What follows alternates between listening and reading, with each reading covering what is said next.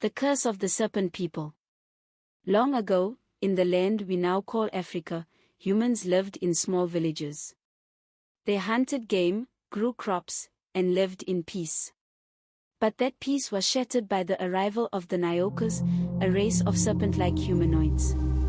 The Nyokas were tall and scaled, with slit pupil eyes and forked tongues.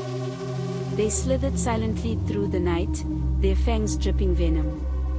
They needed blood to survive, and humans were their prey. When they attacked, they would bite off their victims' faces, drinking their blood until their bodies were pale and lifeless. Fear spread through the villages.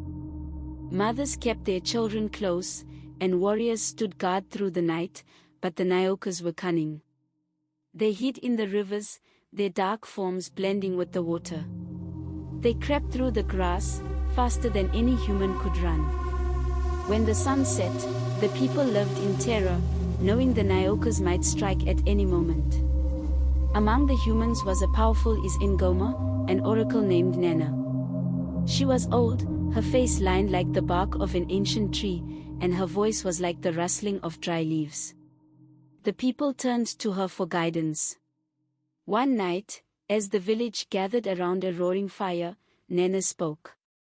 The Nyokas come from the dark waters, born of a curse placed on this land. They thirst for blood, and their hunger is endless. But their power is not without limits. To defeat them, you must find the heart of the river, the source of their strength. Only then can we drive them away. The warriors listened, their spears clenched tightly in their hands. But one man, Duma, stood apart.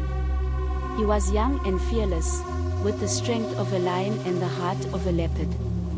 I will find this heart of the river, he said. And I will end the Nyokas.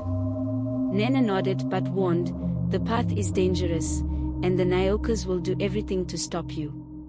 You must trust in the spirits and in your strength. That night, Duma set out with a small group of warriors.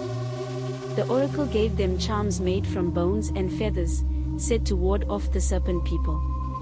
They followed the river upstream, into the heart of the wilderness, where the air was thick with the cries of unseen creatures. The journey was perilous. At every turn, the Nyokas attacked, their hisses echoing in the darkness. Warriors fell, their faces torn away before their lifeblood was drained. But Duma pressed on, his courage unbroken. Finally, they reached a hidden lake, its waters glowing faintly under the moonlight. At its center was a massive boulder, carved with strange symbols. This, Nana had said, was the heart of the river. But guarding it was the largest Nyokas they had ever seen, the Serpent King. His scales shimmered like black diamonds, and his eyes burned with ancient hatred.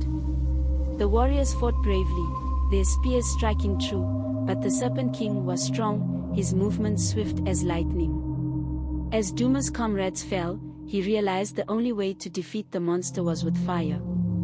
He lit a bundle of reeds, using the flames to drive the creature back.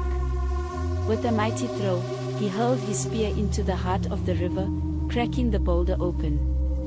A loud, unearthly wail filled the air as the Nyoka's strength was broken. The surviving serpent people fled, slithering into the depths of the water.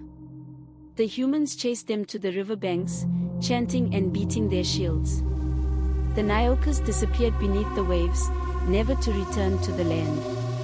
The people rejoiced, though they mourned the warriors who had fallen. Nana declared that the serpent people were cursed to live under the water for all time, and their names would be whispered only as a warning to children. Stay away from the rivers, she said, her voice heavy with the weight of the past. For the Nyokas may yet stir beneath the surface, waiting for the day they can rise again. And so, the humans lived on, their bond with the land unbroken, but their eyes ever watchful of the waters.